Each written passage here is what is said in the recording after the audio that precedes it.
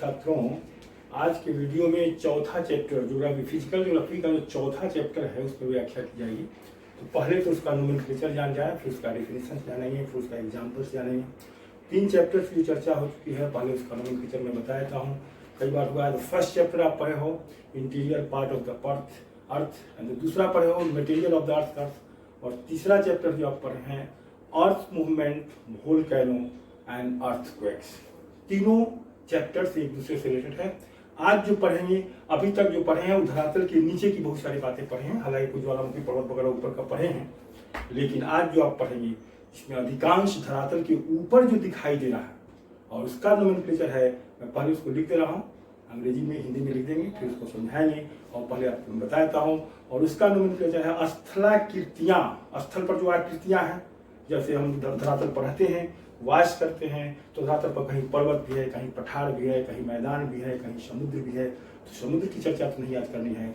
आज स्थल पर जो ऊंचे ऊंचे भूखंड हैं, जैसे सबसे ऊंचे कौन होते हैं? पर्वत, उसके नीचे पहाड़ी, उसके नीचे पठार और उसके नीचे मैदान। इस 4 के बारे में इन डिटेल आपको जानना है और उनका क्या सिग्निफिकेंस है। आइए सबसे पहले तो उसका नाम लिखा जाए, और यह है चौथा चैप्टर। यह है चौथा चैप्टर। पहला, दूसरा, तीसरा पढ़ाया भी गया, उसका क्वेश्चन आंसर भी करा दिया गया। अगर उसको बार बार आप देखेंगे, थोड़ा सा मनन करेंगे, तो कोई भी क्वेश्चन किसी भी एग्जामिनेशन में, या हायर एग्जामिनेशन हो या लोअर एग्जामिनेशन में, आप निश्चित बनाएंगे। एक चीज ध्यान रखना है, विश्वासम फलदायकम। विश्वास करो तभी फल मिलेगा। विश्वास के साथ आप पढ़ाई करो, निश्चित आप अच्छा करेंगे। आइए तो देखते हैं इसका जो नोमेनक्लेचर है। पहले मैं हिंदी में लिख देता हूं, स्थलाकृतियां। स्थल की आकृतियां, स्थलाकृतियां और उनका महत्व, और उनका महत्व। लैंडफॉर्म्स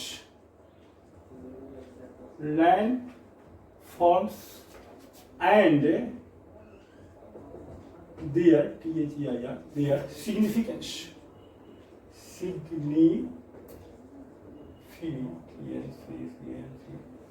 तो ये चैप्टर्स का नाम है। सबसे पहले कोई भी चीज, चाहे इतिहास में हो, चाहे भूगोल में हो या विज्ञान में हो, जो पढ़ते हो, तो उसका जो हेडिंग होता है, शीर्षक होता है, उसको जो आप समझ गए तो आप आधा समझ गए, और आधा समझ गया, जो रिमेनिंग आधा है वो बाद में देखा जाएगा। नहीं, पहले वो जानना है। चलो टॉपिक, कोई भी शीर्षक, हिंदी में कोई कहानी पढ़ते हैं जैसे पंच परमेश्वर, तो उसका हेडिंग ही है पंच, जो है पंच के आसन पर जो बैठता है वो परमेश्वर के समान होता है, वो हेडिंग ही है पंच परमेश्वर।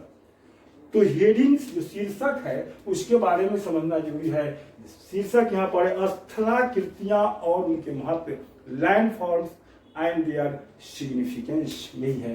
तो स्थल पर जो आकृतियां हैं, सबसे धरातल पर जो सबसे ऊंची जो जगह है वो कौन है? पर्वत। अगर आपसे पूछा जाए कि धरातल पर का सबसे ऊंचा पर्वत कौन, क्वेश्चन आता है कॉमनली, छोटे छोटे बच्चे जानते हैं कि धरातल पर का जो सबसे ऊंचा पर्वत है वो है mount Everest, located in Japan. और कभी पूछ देता है कि उसकी ऊंचाई कितनी है, छोटे छोटे बच्चे भी जानते हैं, बड़े बड़े को भी जानना चाहिए। बड़े बड़े को अगर फीट में पूछ दिया तो आपको करना पड़ेगा। अगर उसकी ऊंचाई 8,850 मीटर है तो फीट में कितना होगा? क्योंकि 1 मीटर और 3.28 फीट होता है, तो 8,850 में 3.28 से गुना करेंगे तो उसका मान आएगा 29,028 फीट। एनीवे वो तो है ही, लेकिन यहाँ स्थलाकृतियां, स्थल पर जो आकृतियां, तो सबसे पहले तो आपको पर्वत करना पड़ेगा। उसके बाद नीचे का हिल है थोड़ा सा, उससे नीचे, और उससे नीचे आएंगे तो प्लाटू, पठार आएंगे, और उससे नीचे आएंगे तो मैदान आएंगे, और सबसे नीचे का तो समुद्र है। इन्हीं में तो सबसे पहले स्थलाकृतियां और उनके महत्व पर पर्वत के बारे में आपको जानना है। मेनली इसमें आपको पर्वत, पठार और मैदान पढ़ना है। चलिए तीनों को पहले आप नोमेनक्लेचर कर सकते हैं। पर्वत, पठार और मैदान, मेनली यही चीज पढ़ना है। और तीनों का सिग्निफिकेंस तो है, पर्वत है एक नेचुरल बाउंड्री का काम करता है, पठार है जो रत्नों का खान है, और मैदान है जहाँ फर्टाइल लैंड्स हैं, जहाँ मानव का सबसे अधिक वास स्थान है। तो वो तो सिग्निफिकेंस बाद में। पहले जाने कि पर्वत कैसे स्थल पर उत्पन्न होते हैं, उसके कुछ विवर्तनिक शक्तियों से, कुछ विवर्तनिक आपको बताया था टेक्टोनिक फोर्सेस से। तो आइए पहले पर्वत को अंग्रेजी में क्या कहते हैं? माउंटेन कहते हैं, MOUNTAIN। तो पहले पर्वत जो है मूलतः 2 तरह के होते हैं। ऐसे पर्वत 4 तरह के होते हैं। आपको चारों के बारे में पढ़ना है, चारों के बारे में पढ़ना है। लेकिन अगर कोई पर्वत मूलतः कितने होते हैं, तो मूलतः तो 2 होते हैं, लेकिन पर्वत ऐसे मोटे तौर पर 4 प्रकार के होते हैं। चारों के बारे में नोमेनक्लेचर होगा, उसका डिफिनेशन होगा, उसका उदाहरण होगा, फिर आप समझ आएंगे। पर्वत हो जाएगा, उस पर पठार देखेंगे, पठार हो जाएगा, उस पर मैदान देखा जाएगा। तो आइए सबसे पहले जो है पर्वत है। पर्वत को अंग्रेजी में माउंटेन कहते हैं। पर्वत 2 तरह के होते हैं, पर्वत का 2 तरह होते हैं। एक है मौलिक पर्वत, फंडामेंटल माउंटेन। एक मौलिक पर्वत है जो विवर्तनिक शक्ति से ऊपर बताएंगे कि विवर्तनिक शक्तियां क्या होती है। एक है मौलिक पर्वत, ऐसे आपको 4 पढ़ना है, लेकिन मौलिक पर्वत। और एक पर्वत है जो पर्वत तो है लेकिन कालांतर में घिस पिट के छोटे रूप हो गए हैं, अवशिष्ट पर्वत, रेलिक्ट माउंटेन, डिजेक्टेड माउंटेन इसको कहते हैं। तो चलिए उसको लिख देते हैं अवशिष्ट, जो अपर्दन से काट छाट तो धीरे धीरे बहुत छोटे रूप में आ गए। आरंभ में वो किसी और पर्वत के रूप में थे, जो और पर्वत के प्रकार हैं, और बाद में घिस पिट के हो गए। तो मेन तो है मौलिक पर्वत, और दूसरा है अवशिष्ट पर्वत, जिसको मौलिक पर्वत कहते हैं फंडामेंटल, फंडामेंटल माउंटेन। फंडामेंटल है, मौलिक है, और ये डिजेक्टेड है, चाहे रेजिडुअल है या रिलेक्ट है, रिलेक्ट भी कहा जाता है। अवशिष्ट जो घिस पिट के हो गया उसको रिलेक्ट माउंटेन भी कहा जाता है। और मौलिक पर्वत जो है, ये मेन आपको ही मौलिक पर्वत के बारे में जानना है। तो मौलिक पर्वत में भी 2 पर्वत जो हैं, जो विवर्तनिक शक्तियों से उत्पन्न होते हैं। और विवर्तनिक शक्ति, पहले उसके नोमेनक्लेचर हो जाए, फिर आपको बताएंगे कि विवर्तनिक शक्तियां के बारे में चर्चा हो चुकी है। जो आपको बताया था ना भू संचरण, अर्थ मूवमेंट के बारे में जो बताए थे, तो उसके बारे में आपको बताएंगे। टेक्टोनिक, संसार में पूरा धरातल जो है ना, उसमें 6 बड़े बड़े प्लेट्स हैं, सब बता रहे हैं। यूरेशियाई प्लेट्स है, प्रशांतीय प्लेट्स है, अंटार्कटिका वाला प्लेट्स है, इंडियन प्लेट्स है, अमेरिकी प्लेट्स है जिसमें दोनों अमेरिका आ जाता है, अफ्रीकी प्लेट्स है। तो 6 बड़े बड़े प्लेट्स हैं। तो प्लेट्स टेक्टोनिक जो कॉन्सेप्ट है, और वे जो प्लेट्स आपस में चलते रहते हैं, और जब कभी वो टकराते हैं तो धरातल के ऊपर पर्वतों का निर्माण होता है। प्लेट टेक्टोनिक कॉन्सेप्ट में पहले भी बता चुके हैं, फिर आप थोड़ा सा उसकी चर्चा होगी। तो मौलिक पर्वत का पहले तो करते हैं, जो विवर्तनिक शक्तियों से उसमें 2 होते हैं। विवर्तनिक शक्तियां से कितने होते हैं? 2 होते हैं। तो कुल मिला के इसका मौलिक पर्वत 3 प्रकार के हो गए, जिसमें 2 जो होते हैं वो विवर्तनिक शक्तियों से उत्पन्न होते हैं। This is very very important. Tectonic forces, धरती के नीचे जो प्लेट है, और कितने प्लेट है? 6 प्लेट है, इसको याद रखना है। उसमें एक भारतीय प्लेट भी आता है, कि एक यूरेशियाई प्लेट है। यूरेशिया में यूरोप और एशिया, वो कहते हैं यूरेशिया, यूरेशियाई प्लेट है। उसके नीचे तो अफ्रीकी प्लेट है, फिर इंडियन प्लेट है, प्रशांतीय प्लेट है, पैसिफिक, और 6 प्लेट्स हैं, फिर 24 छोटे छोटे प्लेट्स हैं। तो उसमें पहला जो पर्वत है जो टेक्टोनिक मूवमेंट से बनते हैं, और वह है बलित पर्वत। बलित को अंग्रेजी में फोल्ड कहते हैं, फोल्डिंग, बलन हो गया। तो बलित पर्वत बहुत इंपॉर्टेंट है। इसको अंग्रेजी में क्या कहते हैं? Fold mountain. इसी तो बहुत इंपॉर्टेंट है। सेकेंड, जो विवर्तनिक शक्तियों से उत्पन्न पर्वत होते हैं, वे 2 हैं। फर्स्ट है बलित पर्वत, और दूसरा है भ्रंश पर्वत। भ्रंश पर्वत को खंड पर्वत भी कहा जाता है। क्या कहा जाता है? भ्रंश, फंस गया किसी कारण से, धरती के अंतर्जात बलों से कोई प्लेट फंस गया, वो बताएंगे। जो डिफिनेशन होगा तो उसको बताया जाएगा। तो पहले तो नोमेनक्लेचर हो जाए, ऐसा आप पढ़ेंगे और ठीक से आप सुनेंगे तो साफ साफ आप भी किसी को पढ़ा देंगे। पढ़ने का उद्देश्य यही होता है कि हम ऐसा पढ़ें कि हम दूसरे के पढ़ाने लायक बन जाए, तो आप माना जाए कि आपने ठीक से पढ़ लिया। अगर आप दूसरे के पढ़ाने के काबिल हो गए तो माना जाए कि आपने ठीक से कहीं पढ़ लिया। जैसे एक दिया से दूसरा दिया जल जाता है, तो फिर दिया में कोई अंतर नहीं रहता है। जो न कोई गुरु होता है, न कोई शिष्य होता है, तो बराबर हो जाता है। एनीवे, तो आप बढ़िया से पढ़िए। तो मौलिक पर्वत जो फंडामेंटल माउंटेन है, वे 3 हैं, जिसमें 2 होते हैं टेक्टोनिक मूवमेंट से, जो विवर्तनिक संचरण है, मूवमेंट से टेक्टोनिक मूवमेंट 4 प्रकार को तो पढ़ा चुके हैं। तो फर्स्ट है बलित पर्वत, और उसको अंग्रेजी में कहते हैं फोल्ड माउंटेन, और दूसरा है भ्रंश या खंड पर्वत। भ्रंश पर्वत को अंग्रेजी में क्या कहते हैं? भ्रंश, fault. This is the fold, fold, FAULT, यह फॉल्ट माउंटेन। और लेकिन इसका एक और नोमेनक्लेचर, खंड। कुछ भाग ऊपर हो गया तो ब्लॉक ऊपर वाला हो गया, और नीचे वाला रिफ्ट हेड रहता है, तो इसको लिखा जाए BLOCK। इसका 2 नाम हो गया, कोई बात नहीं। इसका फोल्ड माउंटेन अंग्रेजी वाला जो भी याद रखना है, हिंदी में रखना है। तो विवर्तनिक संचलन से तो 2 तरह के पर्वत होती है, और एक और है ज्वालामुखी, इरप्शन। नहीं, एक्टिव वोल्केनो बताए थे पूरे संसार में 500 सक्रिय ज्वालामुखी है, लेकिन कुछ जगह तो ऐसे हैं जो धरती के नीचे से लावा गैस इतना अधिक मात्रा में ऊपर निकल जाता है और वो ज्वालामुखी पर्वत बना जाता है। उसको संचयित पर्वत कहते हैं, माउंटेन ऑफ एक्यूमुलेशन भी कहते हैं। क्या कहते हैं, माउंट एक्यूमुलेट पर जमा होना। क्या जमा होना? धरती के नीचे का लावा गैस इतना अधिक मात्रा में ऊपर निकल जाता है जो पहाड़ के समान हो जाता है, वह है ज्वालामुखी पर्वत। तो इस तरह से मौलिक पर्वत 3 हुए।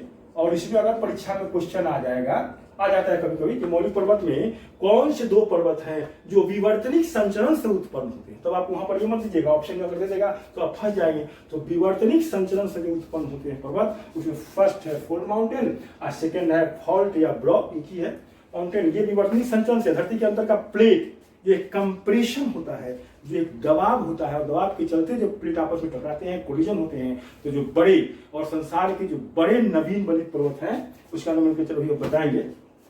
और इसका देखा जाए तो ये 2 हुआ। और इसका ज्वालामुखी पर्वत को कहते हैं वोल्केनिक माउंटेन, क्योंकि इसमें लावा गैस वगैरह बहुत अधिक मात्रा में जमा हो जाता है, इसलिए इसका एक नामकरण और भी है संचयित पर्वत। संचयित पर्वत।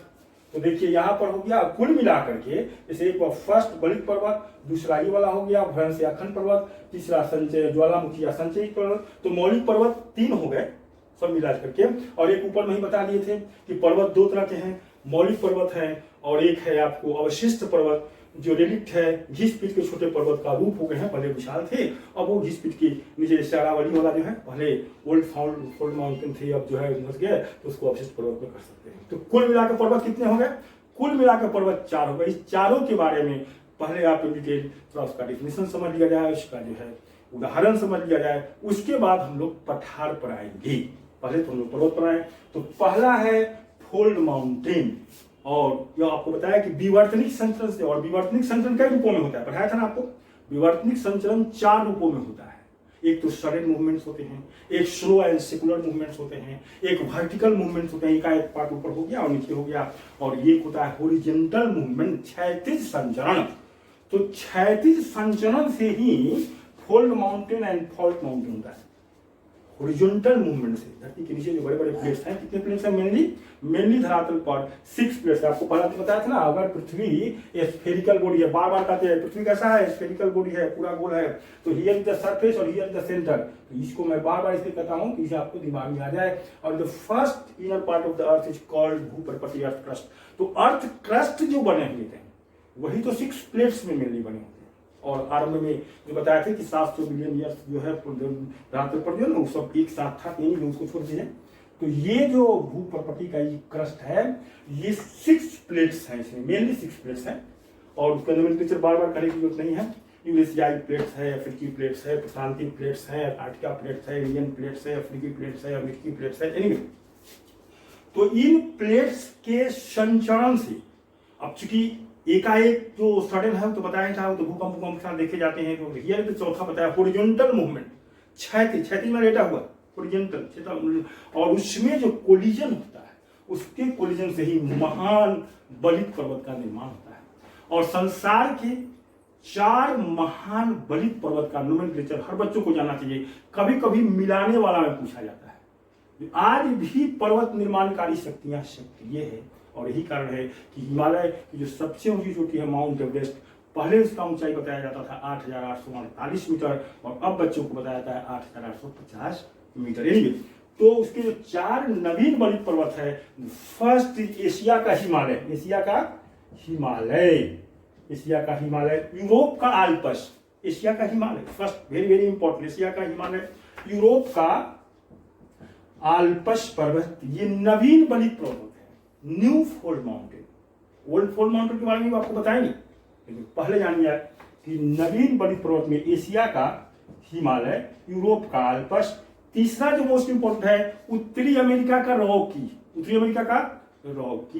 और दक्षिणी अमेरिका का एंडीज। तो इस चारों के बारे में बहुत जानना जरूरी है।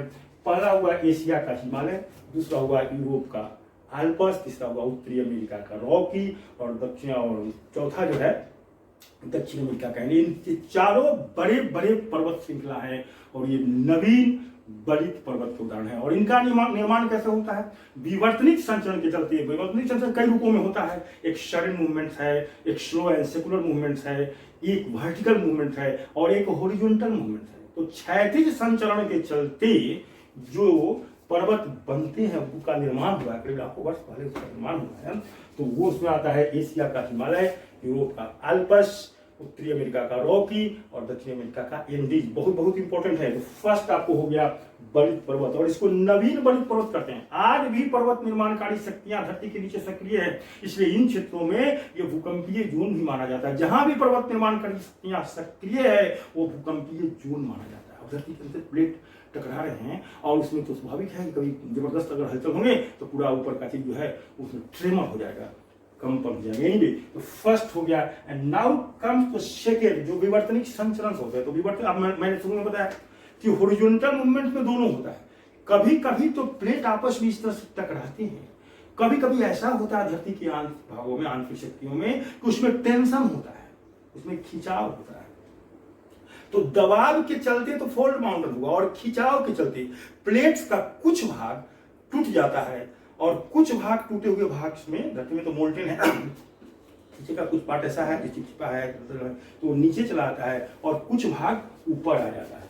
अब इस तरह से धरती का अगर कोई प्लेट है और कुछ भाग नीचे हो गया और कुछ भाग ऊपर आ गया, तो नीचे वाला भाग को कहते हैं रिफ्ट वैली। रिफ्ट हो गया, दरार हो गया, वैली घाटी, रिफ्ट वैली।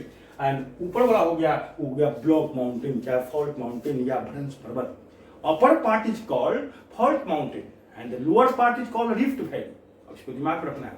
और ये विवर्तनिक शक्तियों के चलते होता है, और विवर्तनिक शक्तियों के चलते दो तरह के पर्वत का निर्माण होता है। First is fault mountain and the second is the fault या block mountain. And the upper part is called the block mountains and the lower part is called rift valley. इसको याद रखना है।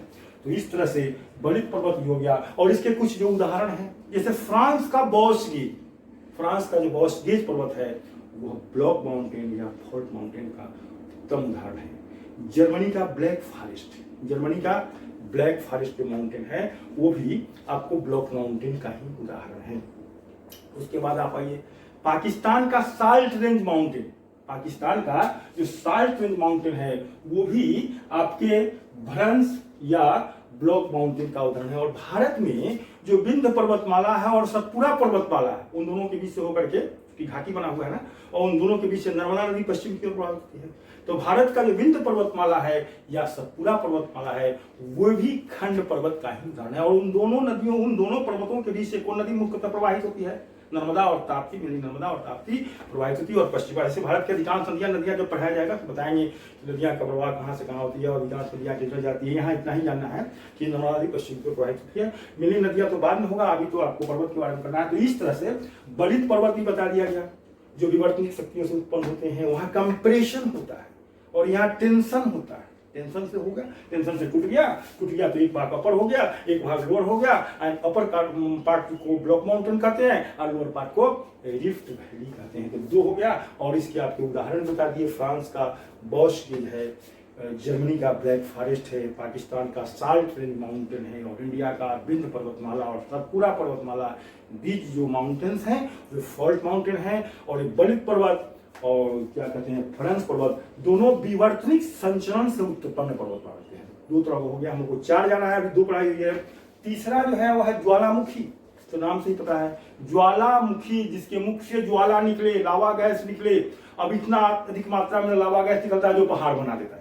कभी कभी कम मात्रा में निकलता है जो हल्के होते हैं ना, और कभी कभी बड़े मात्रा में निकलते हैं जिसका व्यास ही कई, जिसका मुख जो है ना कई किलोमीटर में होता है, जिसका मुख ही कई किलोमीटर में होगा। तो कल्पना कीजिए कि धरती के नीचे से कितना लावा गैस निकला। जब उतना अधिक लावा गैस निकला तो आपको पहाड़ बन देता है। समुद्र में भी पहाड़ बना देता है, समुद्र में भी पहाड़ बन जाते हैं। इतना अधिक मात्रा में लावा गैस का संचय होता है और वो होता है, इसलिए उसका नाम संचयित पर्वत कहते हैं, माउंटेन ऑफ एक्यूमुलेशन। ऐसे तो अंग्रेजी में वोल्केनिक माउंटेन है ये है, लेकिन इसको क्या कहते हैं? Mountain of accumulation. Mountain of accumulation है। जैसे आपको जापान का फ्यूजियामा, जापान का फ्यूजी, उसको होली पर्वत भी कहा था, होली माउंटेन भी कहा है। तो ज्वालामुखी पर्वत का उत्तम उदाहरण है। फिर प्रशांत महासागर का कुछ है, प्रशांत महासागर का माउंट मोनालोआ, हवाई द्वीप, हवाई द्वीप में है, हवाई द्वीप है, हवाई द्वीप में माउंट मोनालोआ जो है। अपन कहा कि समुद्र में भी पहाड़ का निर्माण बनाता है। इतना अधिक मात्रा में लावा गैस आदि उस मुख से निकलता है और उसका मुख का आकार ही कई कई किलोमीटर तक का होता है। आपको बताया थे। और मुख बड़ा होता है उसको क्या कहते हैं? कालेरा। कभी कभी जो बाहरी जो सतह होते हैं तो वहाँ झील भी बन जाता है, जैसे महाराष्ट्र का लोनार झील जो है। तो एक चीज में जानना है ज्वालामुखी पर्वत, अगर क्वेश्चन परीक्षा में पूछ दिया जाता है कि संसार का सबसे ऊंचा ज्वालामुखी पर्वत कौन है, अगर प्रश्न आ जाए कि संसार का सबसे ऊंचा ज्वालामुखी पर्वत कौन है, तो उसका क्या हो गया, माउंट कोटोपैक्सी। अब पाते हैं माउंट कोटोपैक्सी का है, दक्षिण अमेरिकी एक देश है इक्वेडोर।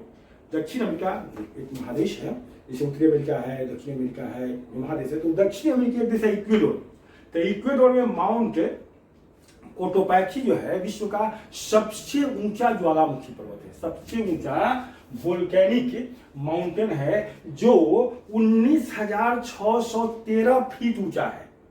अब मीटर में अगर आपको कोई कहे, ऐसा होता है परीक्षा में कि आप तो अपने फीट में याद कर लिया, अगर मीटर में हो तो उसका एक सूत्र है, आप दिमाग में भूल जाए कि 1 मीटर बराबर 3.28 फीट होता है, दिमाग में रखा जाए। 1 मीटर बराबर 3.28 फीट। अब 19,613 है तो आप निकाल सकते हैं, बटा में 3.28 कर देंगे, भाग दे देंगे, तो जो आएगा वो उतना मीटर हो जाएगा। जैसे माउंट एवरेस्ट को बताया ना, वो माउंट एवरेस्ट की जो ऊंचाई है वो 8,850 मीटर है, और उसको फीट में करना है तो वहां गुना करना पड़ेगा, अगर वो फीट में देना हो तो भाग देना पड़ेगा, तो ये नहीं भेजी तो गुना भागा पड़ेगा, तो रहिएगा। तो ज्वालामुखी जो पर्वत है इसको संचयित पर्वत भी कहते हैं। तो भूकंप ज्वालामुखी के उद्गार से, इरप्शन ऑफ जो नीचे का उद्गार से बहुत अधिक मात्रा में हो गया, उसको संचयित भी पर्वत कहते हैं। तो इस तरह से 3 की चर्चा हो गई, उसका नोमेनक्लेचर भी हो गया, उसकी परिभाषा भी समझा दिया गया, और कैसे उसका उदाहरण बता दिया गया। बलित पर्वत, भ्रंश पर्वत, ज्वालामुखी और संचयित पर्वत। द लास्ट पर्वत, ऐसे पर्वत तो 3 ही हो गया, लेकिन लास्ट पर जो पर्वत है लेकिन कालांतर में इरोजन से, अपरदन से, जैसे मान लीजिए अरावली पर्वत का लीजिए, ये ओल्ड फोल्ड माउंटेन है। आरंभ में संसार के सबसे पुराने पर्वतों में अरावली पर्वत का नाम आता है, जो दिल्ली से अहमदाबाद तक 800 किलोमीटर की रेंज में है। दिल्ली से अहमदाबाद तक इसका कितना है, 800 किलोमीटर का रेंज। ओल्ड फोल्ड माउंटेन है, लेकिन नवीन में अगर कहा जाए कि जो मोटर आपसे पूछा जाए कि किस तरह का पर्वत है, तो your answer is relict mountain, residual mountain, अवशिष्ट पर्वत कर सकते हैं। लेकिन आरंभ में क्या था, कैसा था, ओल्ड माने पुराना, फोल्ड माउंटेन माने यह भी विवर्तनिक संचलन से उत्पन्न हुई। इसमें क्वेश्चन पूछा जाता है कि अरावली पर्वत की सबसे ऊंची पर्वत चोटी का नाम बताइए, सबसे ऊंची पर्वत चोटी का नाम बताइए, बता देगा। अगर पूछ दिया प्रश्न में कि ये कहाँ पर अवस्थित है, तो ये भी आपको जान जाए तो अच्छा है, इसकी ऊंचाई कितनी है। तो अरावली पर्वत तो अब दिल्ली में जो आप कभी जाओगे ना, तो दिल्ली में कुछ पार्ट है मेहरौली साइड में, जो जीर्णशीर्ण अवस्था में आप देखोगे, पत्थर जैसा लगेगा, कुछ अपर पार्ट भी है, तो वो दिल्ली रीज है। वह है जो पर्वतों का जीर्णशीर्ण भाग, ऐसे भी कहा तो रेजिडुअल माउंटेन है, उसी को दिल्ली रीज कहा जाता है। उसका जो जीर्णशीर्ण, उस पर्वत के जो जीर्णशीर्ण भाग दिल्ली में दिखाई देते हैं, आज भी दिखाई देते हैं। आप जाओ कुतुब मीनार के पास मेहरौली में, तो आप देखोगे कि वहाँ कुछ पहाड़ी चीजें, वो उतना पुराना है, जीर्णशीर्ण होकर उतना इस रूप में आ गया है। तो दिल्ली से अहमदाबाद तक 800 किलोमीटर में, लेकिन उसका जो पहाड़ का तो रेंज होता है, तो उस रेंज में जो सबसे अपर पार्ट होता है वही सबसे ऊंची चोटी माना जाता है, और वह राजस्थान के माउंट आबू पर्वत, राजस्थान में माउंट आबू पर्वत, वह सिरोही जिला में पड़ता है।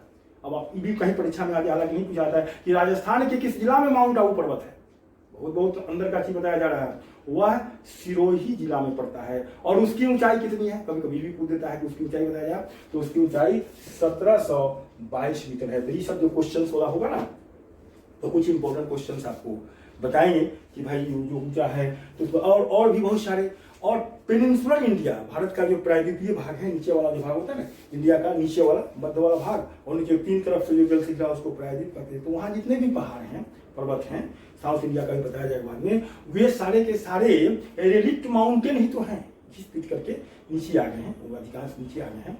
तो उसमें आपको नीलगिरी की सबसे ऊंची चोटी धोला बेटा है, तो वो तो इंडियन जब हम पढ़ाएंगे माउंटेन वाले, तो वर्ल्ड लेवल का वर्ल्ड करना है, तो इसमें भारत का भी आता है।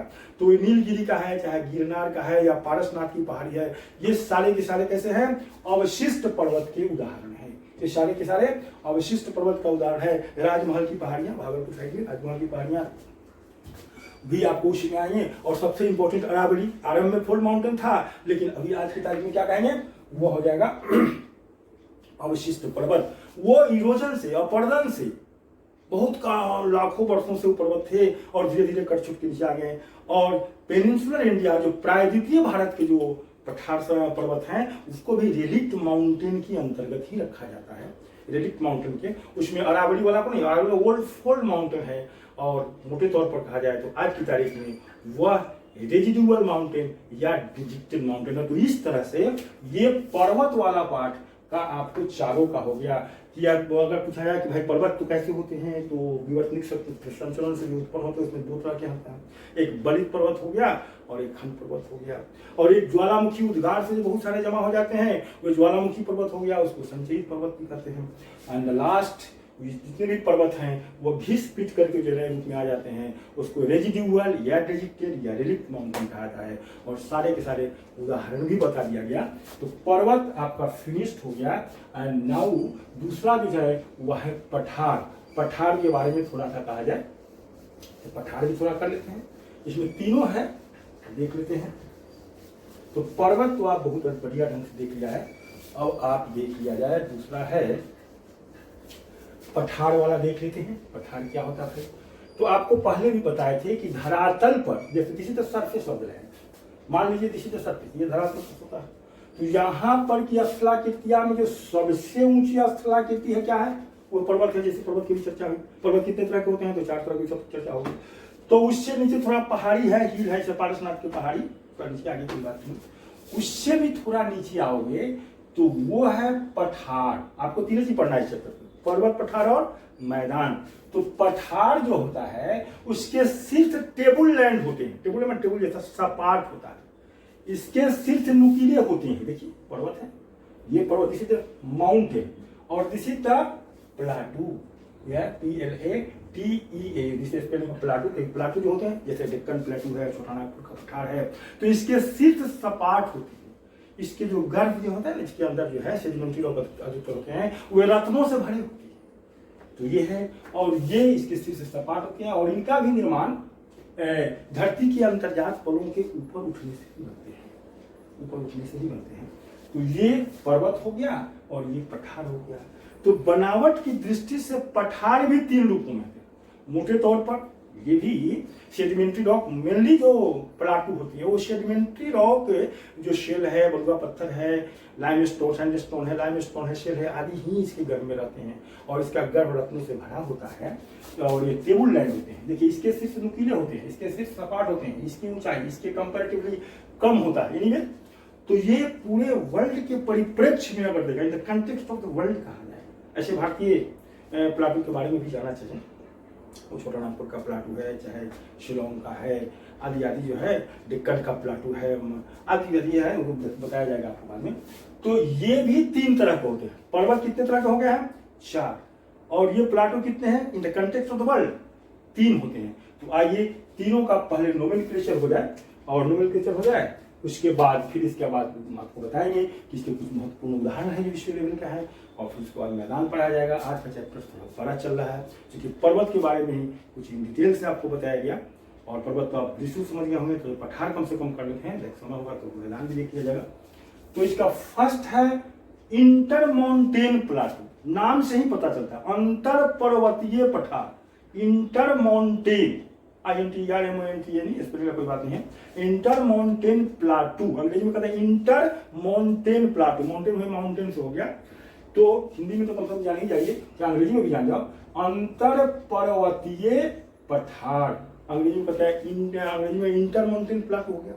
2 पर्वतों या पर्वतों के बीच, अब कोई बड़ा सा रेंज का पर्वत है और उसके बीच जो टेबल लैंड का है, ये होते हैं, और यह उसी काल में बने हैं जिस काल में पर्वतों का निर्माण हुआ था, उसी काल में इन पठार का भी निर्माण हुआ है। हालांकि इनके शीर्ष जो है वो कैसे हैं? सपाट है, वह टेबल लैंड है। तो इसके एग्जाम्पल में तिब्बत का पठार, तिब्बत संसार का छत भी कहा जाता है, तिब्बत, उसके बाद है बोलीविया और मैक्सिको। इसके 3 उदाहरण जान जाए, जो उदाहरण ही मेनली पूछा जाता है कि इंटर माउंटेन प्लाटू में कौन कौन आते हैं। जो पर्वतों के बीच, इंटर नाम से, नाम को अगर आपको नाम याद है तो उसका परिभाषा भी नाम से ही आप निकाल लेंगे। जो पर्वतों के बीच में होते हैं और वो भी अपलैंड होते हैं, और जिस काल में उस पर्वत का निर्माण हुआ उसी काल में उस पठार का भी निर्माण हुआ, और उसमें 3 इंपॉर्टेंट उसके हैं, और वो फर्स्ट है तिब्बत का पठार, फिर बोलीविया का पठार, फिर मैक्सिको का पठार। These 3 are the inter mountain plateau, inter mountain plateau. ये 2 पहला हो गया, और उसके बाद दूसरा आ जाइएगा। दूसरा का पहले हिंदी के लिए पर्वत पादीय पठार, पर्वत पादीय पठार अंग्रेजी से ठीक रहेगा पिडमोंट। अब पिडमोंट का स्पेल करिए PIED, पिड MONT, पिडमेंट प्लाटू, स्पेलिंग पर ध्यान रखना है। पर्वत पादीय, जैसे अगर ये पर्वत है और मान लीजिए इधर भी पर्वत है, तो ये पर्वत के बीच का होगा इंटर माउंटेन। अब पर्वत पादीय का मतलब हो गया दिस इज द पर्वत, ये ऊपर से, और दिस इज द पाद नीचे वाला फुट। तो पर्वत पादीय का अर्थ हुआ कि पर्वत के फुट पर, उसको पर्वत के फुट पर जो प्लाटू का निर्माण हुआ उसको कहते हैं पर्वत पादीय पठार। तो इसके भी कुछ उदाहरण है, पूछेगा कि वह इन द कंटेक्स्ट ऑफ वर्ल्ड पर्वत पादीय जो पठार है उसका नाम बताएं। उसमें अर्जेंटीना का एक पठार है पेंटागोनिया का पठार, अर्जेंटीना के का है, और अमेरिका का प्लेशियन का पठार। तो ये दो आपको याद कर लेना, नाम जानना है कि पठार इसके सपाट होते हैं वह 3 तरह का होता है। पहला इंटरमाउंटेन हो गया, दूसरा पिडमोंट हो गया है, कंटिनेंटल होता है उसकी चर्चा भी करेंगे, उसमें भारत का भी है। तो इसके दो है, अर्जेंटीना का क्या है पेंटागोनिया का पठार, और अमेरिका का अपलेशियन पठार। Two are the piedmont important plateau of the world in the context of this.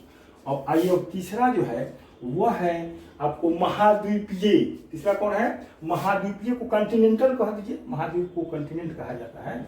तो महाद्वीपीय पठार को कहते हैं कंटिनेंटल प्लाटू। उसमें भारत का भी बहुत इंपॉर्टेंट है, जैसे मेघालय का हो गया है, आपको जो है शिलोंग वाला जो पठार है, छोटा नागपुर का पठार है, कैमूर वाला जो है रोहतास का, तो आदि भी भारत का भी इसमें आ जाता है, बहुत इंपॉर्टेंट है। तो महाद्वीपीय पठार में ब्राजील, दक्षिण अफ्रीका और पश्चिम ऑस्ट्रेलिया 3 इंपॉर्टेंट है। इसका एक उदाहरण याद रखना है, ब्राजील है, उसके बाद आप दक्षिण अफ्रीका वाला, ये उदाहरण ही बहुत इंपॉर्टेंट है, और पश्चिम ऑस्ट्रेलिया।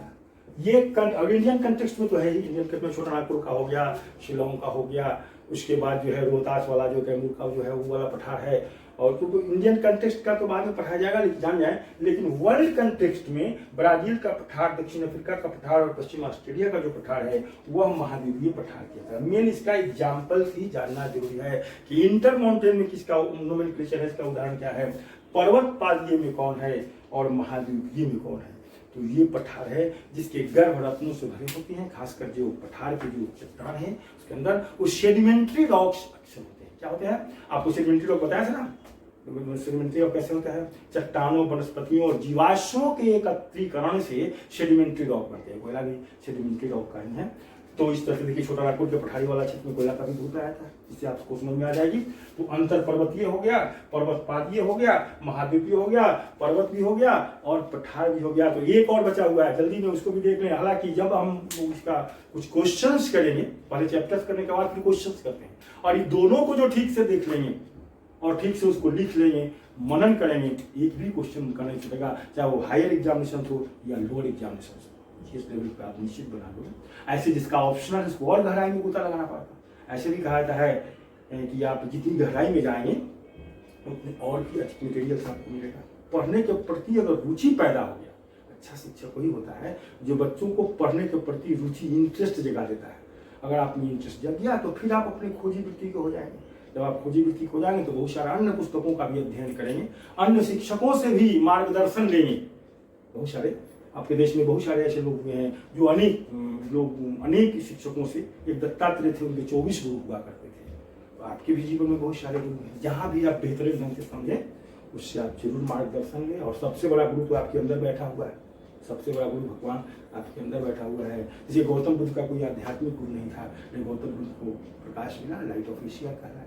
सबसे बड़ा गुरु आपके अंदर है, जो आप मेडिटेशन से अंदर के गुरु को दिखा सकते हो। ये नहीं वो तो बात अलग है, वो तो होते रहता है बीच बीच में कुछ चर्चा।